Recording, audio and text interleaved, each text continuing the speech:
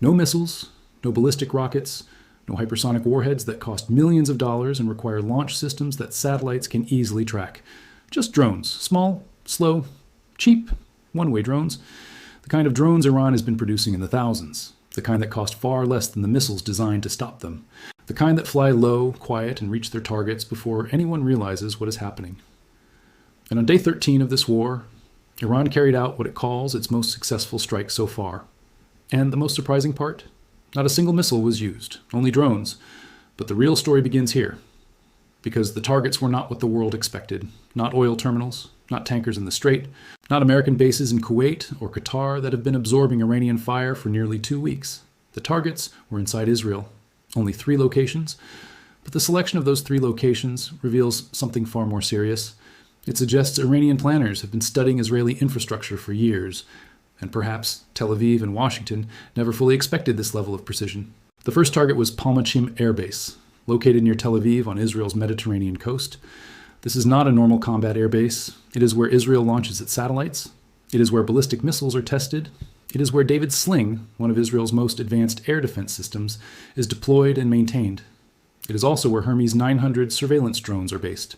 In one place, you have Israel's space program, missile defense development, and long-range strike capability. And on Thursday, Iranian drones hit that location.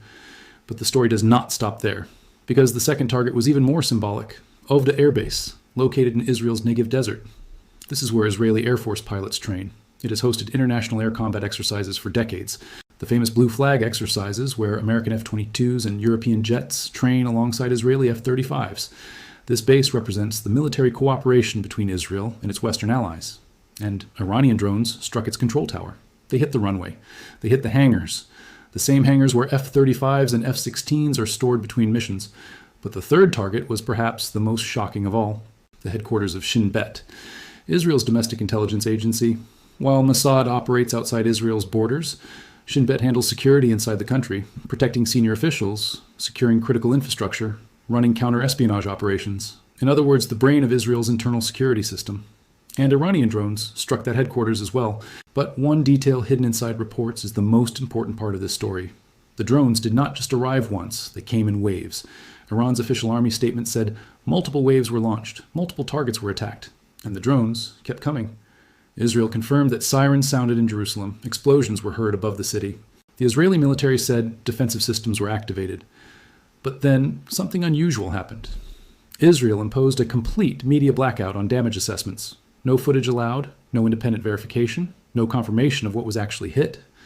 Iran confirmed the targets. Israel confirmed the sirens. But the final outcome remains unclear, and that silence raises a very important question. Because some numbers have quietly emerged. Israel's insurance industry reportedly received claims for 6,500 damaged buildings, structures either destroyed or partially damaged since the war began. Around 500 vehicles have also been reported destroyed. If those numbers are accurate, the scale of damage inside Israel could be far larger than what the world is seeing.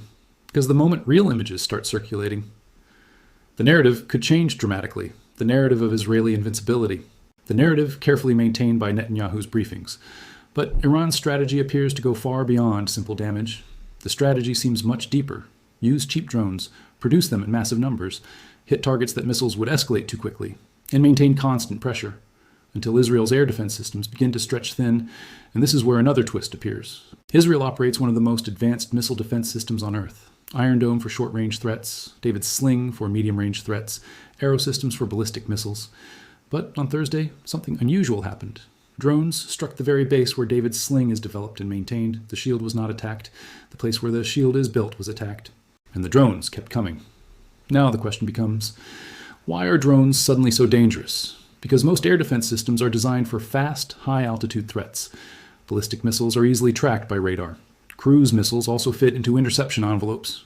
But drones are different. They fly low, they fly slow, they can slip under radar coverage, and most importantly, they can arrive in huge numbers. Even if interception rates reach 90%, some drones will still reach their targets. And this is where the real calculation begins. Each interceptor missile costs far more than the drone it destroys. Every interception becomes expensive for the defender. And over time, that math can break even the strongest defense system. But day 13 of this war has another layer, a nuclear dimension.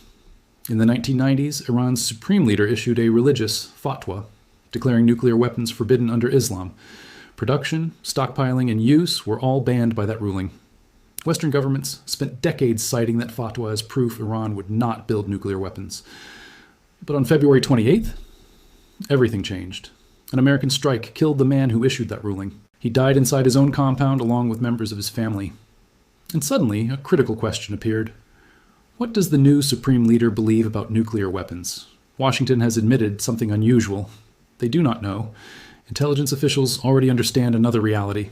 The new leader's strongest relationship is with the IRGC. And IRGC commanders have spent years arguing for nuclear weapons. They pointed to North Korea as the example, saying nuclear deterrence guarantees regime survival. And now, those same commanders are managing the war, controlling the strait, launching the drone strikes, coordinating with Hezbollah, the Houthis, and Iraqi militias. These are the men who wanted a bomb. The leader who said no is now dead. The leader who replaced him has said nothing about nuclear weapons. And that creates a deeply uncomfortable question.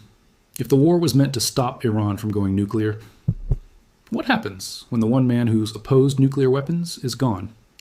Washington has not answered that question publicly, but the sequence of events is clear.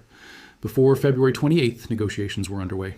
Oman was mediating discussions. Concessions on uranium stockpiles were being discussed. Then the bombs fell. And now on day 13, Iran is striking Israel's satellite launch facility with drones, the same facility connected to missile defense systems. In military language, this is a message. We know where your defenses are built, and we can reach them. And then the story spreads beyond the battlefield. The financial system is reacting. Standard Chartered, Citibank, and HSBC have begun evacuating staff from Gulf branches, not suspending operations, physically removing personnel, because Iran has publicly warned American companies could become targets. And then another shock arrived. Kuwait International Airport was hit by a drone, a civilian airport, in a country not directly involved in the offensive. And suddenly the situation looks very different. The strait is under pressure. Banks are evacuating staff.